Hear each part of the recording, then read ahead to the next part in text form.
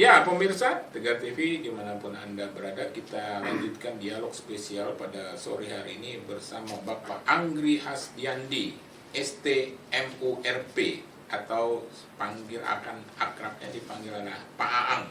Beliau adalah Kasih Program dan Anggaran Bidang Bina Program Dinas Bina Marga dan Bina Konstruksi Provinsi Lampung.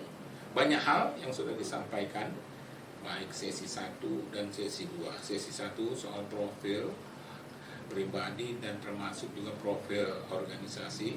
Sesi 2 juga sudah disampaikan terkait soal gambaran umum dan pencapaian yang telah dihasilkan Bina Marga dan Bina Konstruksi. Pada sesi ketiga ini, Pak Aang, ini juga perlu dijelaskan kepada pemirsa ini terkait progres pelaksanaan fisik. Iya. Ini silakan Pak Aang. Iya. Baik Pak. Untuk pelaksanaan progres fisik kita Pak, ini datanya udah terupdate nih Pak. Jadi kemarin sore sudah minta updatean dari bidang fisik, bidang jembatan. Oh iya. Kita kan kemarin jadi terbaru ini. Iya. Update. Terakhir itu kemarin di tanggal 31 Mei.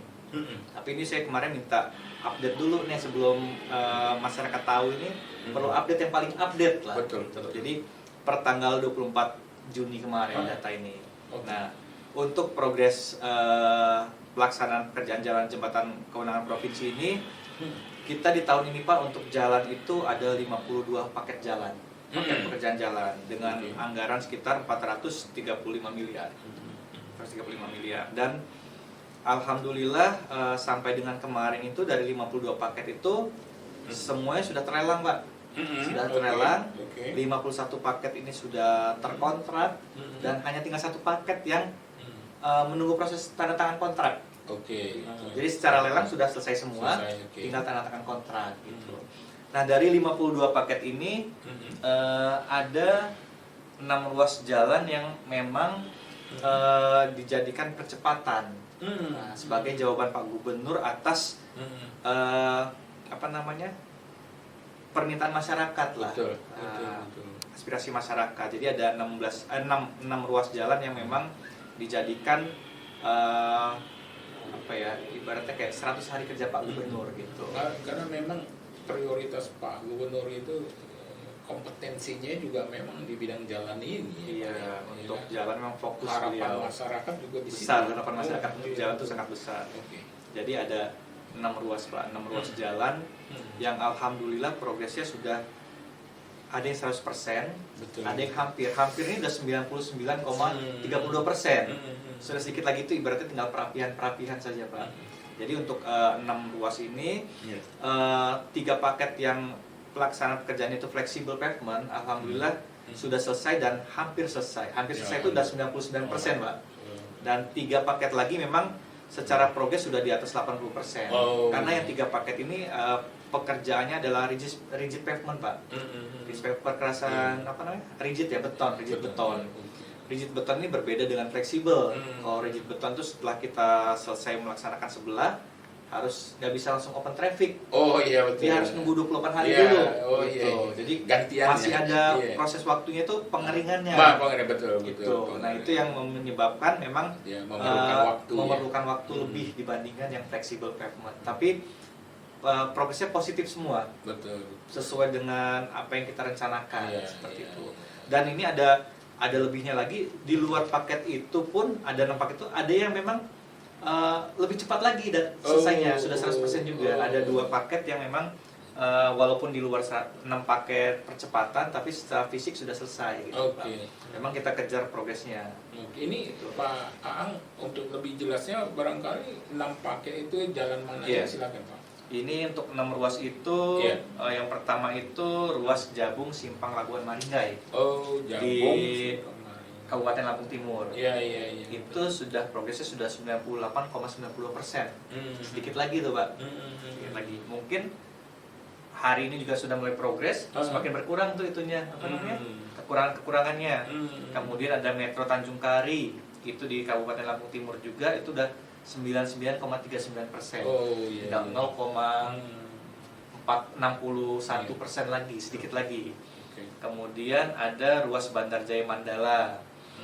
Ya, itu juga sekitar 80%. Ini yang tadi saya sebutkan tadi Pak, rigid beton. Jadi memang secara bertahap, kiri dulu atau kanan dulu, baru nanti setelah 28 hari baru bisa dilintasi Oh, ya. dilintasi. Kemudian ada ruas Kalirejo Bangunrejo, itu juga rigid pavement. Kemudian Padang Ratu Kalirejo juga rigid pavement di Lampung Tengah, dua-duanya Lampung Tengah. Dan yang terakhir ini 100% itu ruas Kota Bumi Bandar Abung. Sudah selesai 100%. Tambah lagi ada di luar 6 paket tadi ada ruas Gunung Betuah, Gunung Labuan, rehabilitasi sudah selesai juga 100%. Gitu. Memang prosesnya kita percepat semua ini, Pak. Ini memang masyarakat atau pemirsa Tegar TV juga memang harus tahu pembangunan jalan yang sudah dikerjakan itu, Pak. Karena misalnya saya orang Bandar Lampung, saya kan nggak tahu ya, nggak kesana ya kan. Jadi dengan adanya kita talkshow atau sosialisasi masyarakat, khususnya pemirsa Tegar TV, jadi tahu bahwa gubernur atau dalam hal ini adalah dinas BM bekerja terus dengan anggaran-anggaran yang seperti Pak Ang sampaikan itu. Ya Pak. Tapi itu termasuk dalam rencana program ke depan dan sebagainya itu gimana itu Pak? Itu jadi untuk pelaksanaan ini kita memang tahap awal ya, step awal di visi misi gubernur Pak Mirza dan Bu Jihan ini, step awalnya di 2025 ini Pak. Oh gitu. Start awalnya, karena kan 5 tahun ini sudah ada perencanaan dan sebagainya. Jadi kita memang sedang secara bertahap, secara proses itu proses penyusunan RPJMD, rencana pembangunan jangka menengah daerah, itu yang ada di Bapeda.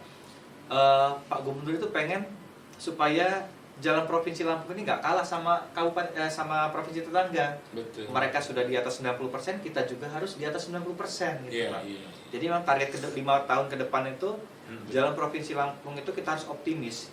Kita bisa mencapai target di atas 90%. Oke. Memang selama pemerintahan beliau ini. Iya, memang tantangannya begitu wah gitu ya Pak ya. Tapi ya kita harus optimis dulu. Harus punya cita-cita yang tinggi. Betul. Cita-cita yang tinggi, ya segala upaya akan kita laksanakan termasuk dengan pembiayaan alternatif gitu Pak. Pembiayaan alternatif misalnya kita mengajak pihak-pihak swasta untuk gotong royong lah, kita membantu penanganan ruas jalan provinsi. Itu sudah ada di Kabupaten Waikanan Pak. Kita sama mengajak swasta ya. Jadi mereka mengerjakan lapisan fondasi berapa kilometer, nanti kita ikut di situ juga dengan APBD kita yang mengoverlaynya. Tapi bagus juga lah, secara masyarakat awam ini kan pemakaian jalan itu ya nggak hanya dibebankan kepada pemerintah aja, walaupun ya sebagai pemerintah, tapi swasta juga kan yang menggunakan jalan itu kan untuk operasional usaha dia dan sebagainya. Jadi artinya memang seharusnya juga lah si swasta kita itu sama-sama saling saling bahu membahu lah membangun provinsi Lampung ini. Nah, gitu. Jadi memang targetnya ketika Pak Gubernur optimis, kita pun harus optimis gitu. Kita akan mampu mencapai target di atas 90% itu dalam 5 tahun ke depan. Mudah-mudahan ya kita bisa lebih baik daripada provinsi lainnya gitu Pak. Jalan nasional sudah 94-96%. Kita pun akan mencapai target seperti itu. Mudah-mudahan tercapai. Iya Pak, harus optimis Pak. Ya. Harus optimis. Ya, secara teknis itu perencanaan ke depan mungkin kalau misalnya ya itu ada 6 ruas, itu selanjutnya bagaimana? Iya, jadi kita memang nanti akan memfokuskan, kita akan melihat ruas-ruas mana yang menjadi prioritas. Ruas-ruas mana yang jadi prioritas? Pertama itu kita harus menentukan variabelnya dulu, Pak. Apa aja? Misalnya pada lokasi yang kalau pemerintah pusat ini kan ada prioritas nasional tuh misalnya swasembada pangan, Betul. NBG. Nah kita itu harus antar pemerintah tuh harus saling sinergi. Ketika pemerintah pusat fokusnya itu, pemerintah provinsi pun harus ikut gitu apa yang diarahkan pemerintah pusat. Betul. Jadi nanti mungkin variabel yang akan kita pakai itu adalah pertama, ruas itu mendukung untuk swasembada pangan, swasembada energi. Kemudian sekarang ini yang fokus-fokusnya itu misalnya daerah-daerah padat penduduk. Padat penduduk kan otomatis yang menggunakan jalan itu banyak Pak.